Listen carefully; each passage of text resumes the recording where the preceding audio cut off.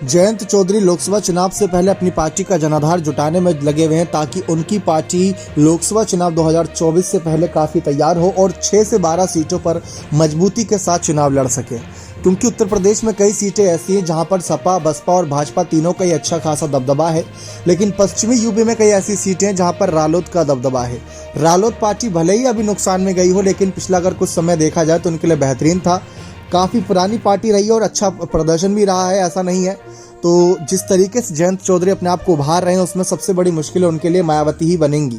भाजपा से तो उनकी लड़ाई है ही, लेकिन भाजपा के खिलाफ जो एक नया कानून ला रहे थे किसानों को लेकर, वो कानून की वजह से भाजपा के कई दुश्मन बन गए किसान, जाट और तमाम कहीं ना कहीं वर्ग। तो ऐसे में जयंत चौधरी को उनका समर्थन मिल जाएगा, लेकिन जयंत चौधरी को दलित, पिछड़े और अल्पसंख्यक का समर्थन लेने के लिए किसी ऐसे ही नेता की आवश्यकता पड़ेगी और उनकी पार्टी में ज़्यादा कोई ऐसे कदकाठी के नेता नहीं है। पिछली बार मायावती की बसपा और सपा से रालोद करके उन्होंने 3 सीटें भले पाई थी, लेकिन 3 सीटों पर भी उन्हें उम्मीद थी कि वो जीत लेंगे, लेकिन तीनों ही सीट हार गए।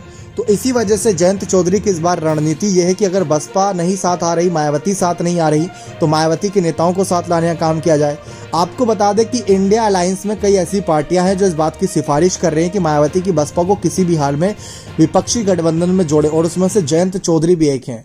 क्योंकि जयंत भी चाहते हैं कि अगर विपक्षी गठबंधन में मायावती की पार्टी आई तो उनका बेड़ा पार होना तय है, क्योंकि बीजेपी के ही फैसलों की वजह से काफ़ी किसान नेता नाराज़ हैं। तो वहाँ पर से दलित वोटरों का भी साथ मिलना शुरू हो जाएगा, तो वहाँ से एक बड़ा खेल जयंत चौधरी कर सकते हैं।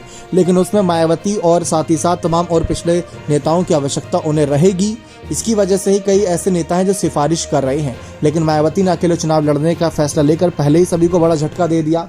अब इस बीच ऐसे में जयंत चौधरी करे तो करे क्या, किस तरीके से आगे की रणनीति को एग्जीक्यूट करें, किस तरीके से मायावती को मनाने का काम करें, क्योंकि मायावती को मनाने से अच्छा उन्होंने चंद्रशेखर आजाद का साथ लेना शुरू कर दिया। दूसरी तरफ अखिलेश यादव भी कोशिश कर रहे हैं कि बसपा की कमी ना खले, इसीलिए पिछड़े, दलित और अल्पसंख्यक वोट बैंक को अभी से ही मजबूत किया जाए।